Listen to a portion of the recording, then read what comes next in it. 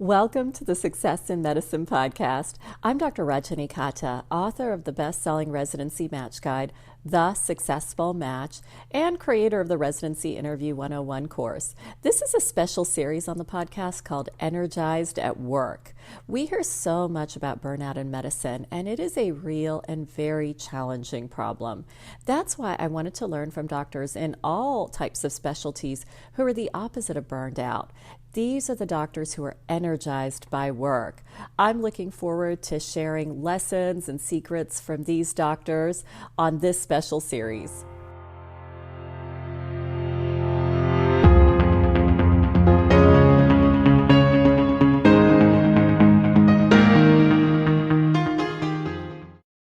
I am so excited to invite onto the program today Dr. Srihari Gopal. And one of the reasons I really wanted to hear from him was because he is currently global program head at Regeneron.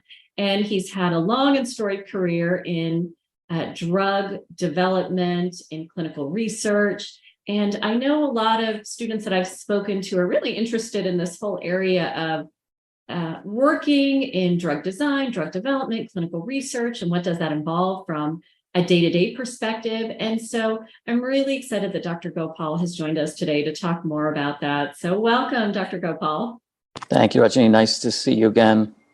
Yeah, and a little background, Dr. Gopal and I knew each other back in Houston when he was doing his residency at the Baylor College of Medicine. So I think that's a great place to start, actually. Well, tell us a little bit about what you do currently. Well, right now, my role is what's called a global program head. I work at Regeneron Pharmaceuticals. And what that means is basically I'm a team leader for several compounds that are in early development. And basically, there's a large multifunctional team of different expertise in drug development, kind of like a basketball team, right? Where you have different players of different skill sets. So I kind of coordinate that team and drive the strategy forward. So the members on the team would include experts from regulatory affairs, biostatistics, there's finance, there's commercial, health economics. So we take all these experts, I mean, that's only a small group of the experts, and we drive towards getting a drug approved by the FDA and other health authorities around the world. Wow. And so in your tell us a little bit about your previous role as well, because I know you were in that role for many years. Right. So I joined Regeneron a little less than a year ago. Before that, I spent about 20 years at Johnson & Johnson. The pharmaceutical arm is called Janssen. And there I worked on a variety of different compounds in schizophrenia, bipolar disorder, Alzheimer's disease, and depression. And we worked on these drugs to get them approved on a variety of different indications. So my role involved, actually, when I first started, I was a medical monitor and a study physician, where I was the one interacting with the research sites and the principal investigators, collecting the data, analyzing it, and we would eventually write things up and put it together in a new drug application, an NDA, and send that to the FDA, and we would receive their questions. And obviously there was a long back and forth with that, with getting any drug approved. Okay. And because I know you completed after your residency a master's in clinical research, is that correct? That's right. Yeah. Yeah. So can you walk us through your career path? How did you get to this point today where you're a program head? Yeah. So I grew up in New Jersey. So there was a lot of pharmaceutical companies in the area. So pretty much every summer since college and medical school, I did an internship. So I had, most of those internships were related to lab-based functions. So working in a lab, working on animal experiments. So I had an understanding of that. And then once I was in medical school, I worked in a clinical pharmacology laboratory where they would do phase 1 studies. Those are very short-term studies to look at the pharmacokinetics in patients. So by the time I had finished, I had a pretty good understanding, and I knew that the physicians had a role in the research industry. And when I finished my residency, I was thinking about alternative careers, and I went back to my roots in New Jersey and found a position at J&J at the time. So it was interesting. I've always interested in the science, but I like the clinical aspect too. So this is a really good way that I combine things together. Oh, neat. And what made you decide to get a master's in clinical research? Was that to put you on this career path, or was it out of interest? In medical school and residency, you don't really learn enough about the regulatory affairs part of drug development and also the biostatistical issues, especially designing clinical trials and appropriate uses of statistical powers and modeling techniques. So I learned all that in my master's, and it really helped propel me in my career because I really understood the nuts and bolts of clinical trials at that point. Do you think it's necessary for somebody who's interested in this career path to have a master's in clinical research, or is there a substitute for that? No, I wouldn't say it's necessary. I mean, you can get that information elsewhere. You could study on your own. Some people go and get a PhD. Some people decide to work in a research lab for a while. But any kind of research where you learn about statistics, trial design, and appropriate use of inferential statistics is really important. And you can get that in a variety of different ways. I see. And I want to ask you, because I think from the outside looking in, it's very opaque as to sort of what are the pluses and minuses of a career such as what you've had. And I Mm, don't even necessarily want to say pluses and minuses, but what are aspects of the job, of the work that you absolutely love? And what are aspects that are a little bit more bureaucratic or a little bit more of a slog? yeah, Just to present that balanced view of what a career sure. is. Well, I did practice for a number of years after I finished my residency. I did work on the weekends and nights in a clinic setting. So I wanted to do that just so I could maintain things, so I didn't forget. So I do have a really good understanding of what clinical medicine is like. And I would say the best part about being in the pharmaceutical industry is that you're kind of freed from the day-to-day pressures of maintaining a practice and making sure you pay the bills on time. It's a different kind of pressure, right? So my pressures are making sure that the trials are done right and the patient safety is being protected and we get the FDA to agree. So I would say it's a different set of pressures. I like the research more. I mean, some people who are in medicine really like the clinical aspects more. So I guess it's a matter of what your own preference is. One of the pluses I would say is that I get to publish a lot. All of the studies that I'm on, I'm one of the authors on, and there's a lot of other things associated with that, especially patents. So I'm an author on about 200 publications and about 30 patents so far. So you can Wow. really get prolific in some of the things that you do because you're considered the expert on the trial that you're working on. Okay. Wow, that's fantastic. Hmm. 200 publications and 30 patents. Yeah. And is this an area where you see yourself continuing on along the same career path? Or what is the newest thing for you in terms of what you're learning or where you're growing? Oh, I love what I'm doing right now. So I think I mentioned to you, I left Johnson and Johnson about a year ago, and I joined Regeneron, which is a company. It's a biotechnology company focused exclusively on monoclonal antibodies and large molecule approaches to treating disease. So there's a new wave of CRISPR technology and siRNA that may be coming in the future, and monoclonal antibodies especially. So I think that's really the next wave, and that's part of the reason why I came to Regeneron. It's also led by two physician scientists, MD PhDs, whereas at most pharmaceutical companies, it's a different type of approach. So I'm really happy with that, and the science is excellent, and that's really what drives me and motivates me because I've always been fascinated by that. You never really get tired of the science because I'm seeing now what may be in the clinic in 10 years from now, right? So that's really interesting to me. When you're seeing a patient every day, sometimes it can get a little boring seeing the 10th patient in a row with the same condition and you're telling them the same thing. So in that sense, it's really exciting. Wow, that is like something, what you said right there really resonated with me, that you're seeing what we're going to see in the clinic 10 years from now. I mean, that's amazing. You truly are being on the cutting edge then of medicine. Yeah, yeah.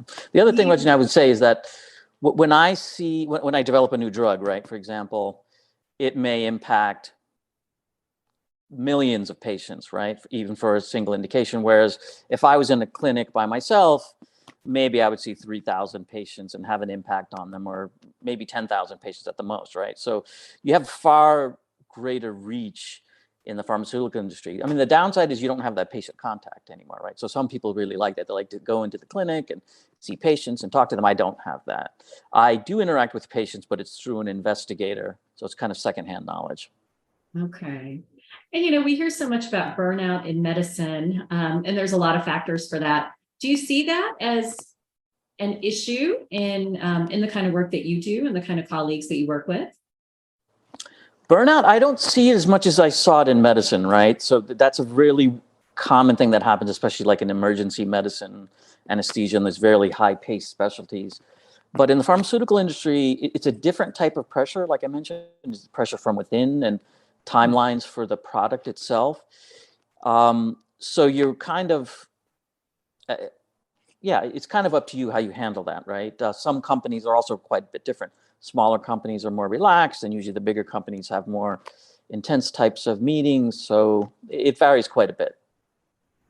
And if you're looking at week to week, if you're thinking about yourself and your colleagues, what's sort of an hours per week worked range that you see in your industry? Okay, so I remember when I was in the clinic, right? So we would take every other night call, or at least call twice a week, and you'd be up the whole night and getting phone calls. And then the next day when you're trying to recover, you'd be groggy. So none of that happens. I don't work any weekends. I don't work any holidays. It's pretty much 40 hours a week. And once I shut my laptop down, that's pretty much it. Unless there's some urgent things coming in from like the FDA or some kind of safety issue, then you may have to do something a bit different. Well, I wanted to ask you something else about your schedule, and maybe sort of a broad overview of your career in general, which is related to the fact that change, especially in medicine, we know that change is a constant. So I'm curious to hear, in your particular area, how do you feel like your work is different today than it was maybe 5 or 10 years ago? And what do you see as upcoming changes in the type of work that you're doing over the next 5 to 10 years? Yes. So on a couple of levels, I can talk about change. The first level is working in a big corporation. There's always turnover at the very top of the company, at the C-suite level. And usually every 5 years or so, there's like a new person who's coming in, and they always obviously want to change things. So I've survived multiple rounds of that, and even layoffs. So that's always a concern. But the good thing about being in the biotechnology industry is that there's a lot of demand. So it's very easy to pivot and go to other companies. So in that respect, that's one aspect of change that people should be aware of. But when you're a physician, that is almost unheard of to be laid off, right? Right. So the second aspect of change I wanted to talk about is related to scientific discovery. So when I first started in this industry in the 2000s, early 2000s, most research was really a blunt instrument, in the sense that people kind of knew generally what broad target that they wanted, and they wanted a drug that would work in pretty much every segment of that population. Whether or not people responded or not, you really wouldn't know ahead of time. And I would say probably over the last 5 to 10 years, there's been a focus on what's called precision approaches, where Mhm. you target the right patient. And oncology is really well known for this. They started off with looking at genetic polymorphisms of some of these tumors, where instead of just applying like a broad-based neoplastic to everyone, you find the genetic malformation that's suitable to one particular target. And that has made its way into other areas of scientific research, but I think it's more prominent in oncology. So I would say looking forward over the next 10 years, that's going to really be a big focus, narrowing down the population instead of being really broad, and finding the right drug for the right patient at the right time. Okay. And the way you presented this field is so interesting. I mean, I'm sure students listening to this are like, sign me up. I'd love to learn more. So, what advice would you give to students who are, number one, interested in learning more, or number two, interested in pursuing this as a career? Hmm. I would say the first thing you need to understand that it's competitive to get a job in this space. There's generally an oversupply of applicants or people who want to join, Okay. mainly because a lot of medicine involves a lot of tedious paperwork and other things that become challenging over time. So you have to be prepared for that. And when I say prepared for that, it's kind of a chicken or egg situation. When I first started, the first thing that most recruiters would ask me is, okay, well, where's your experience? And I would say, I really don't have any experience.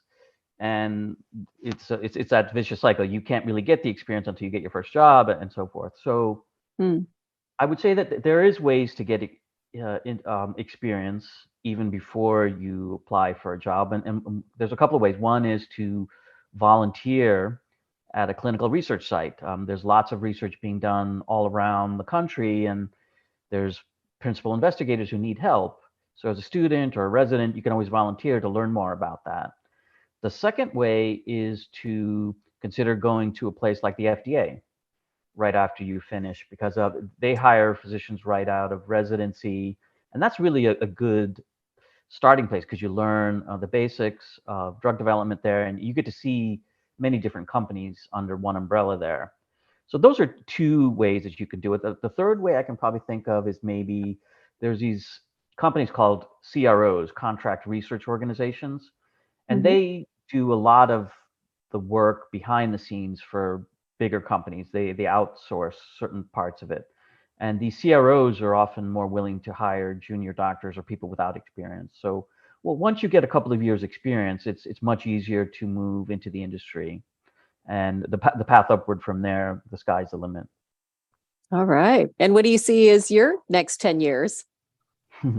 Hopefully I'll be retired by then. But I think I've had a fantastic career. I've been all over the world. I've worked on many different development programs.